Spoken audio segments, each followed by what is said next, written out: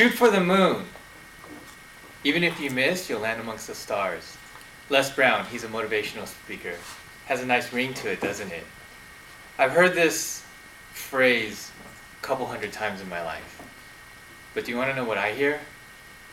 Shoot for the moon, but if you miss, you'll plummet towards burning balls of gas billions of miles away.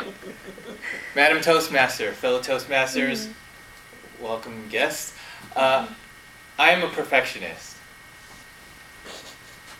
And being a perfectionist doesn't mean that I perfect everything.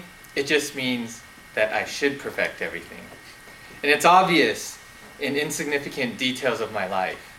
I have very neat penmanship.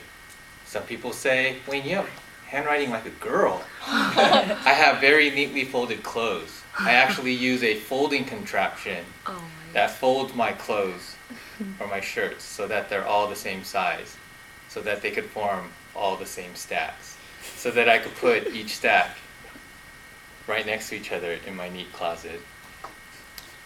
Now again, being a perfectionist doesn't mean that I perfect everything. What it does mean is that What it does mean is that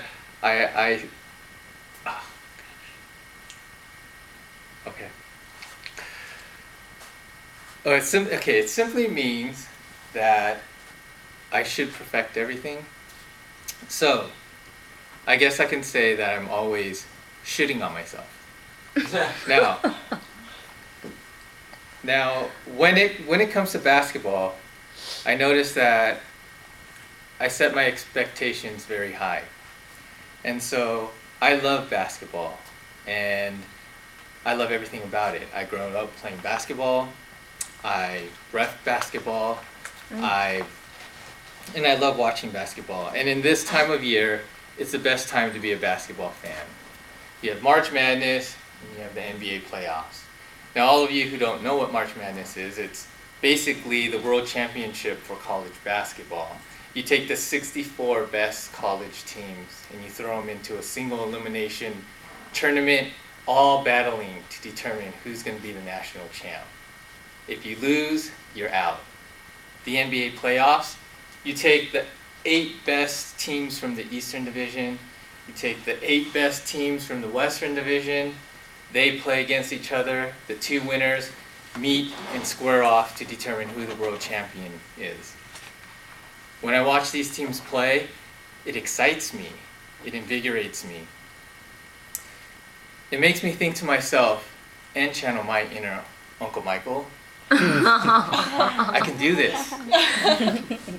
I can be just like them. So the bar is set.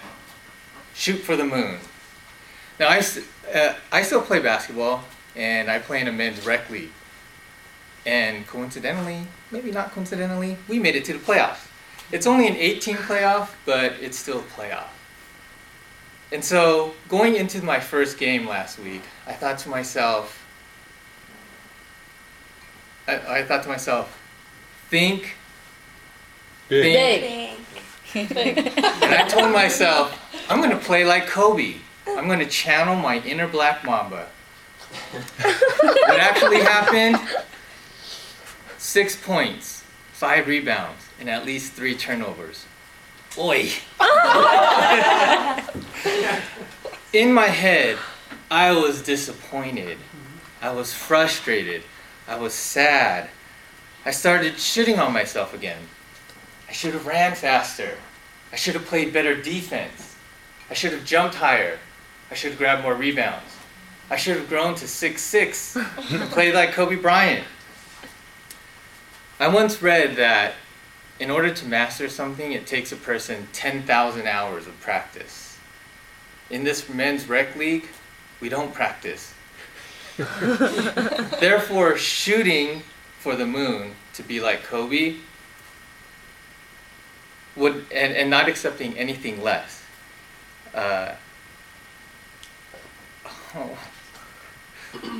Will make me feel like plummeting to burning balls of gas every single time.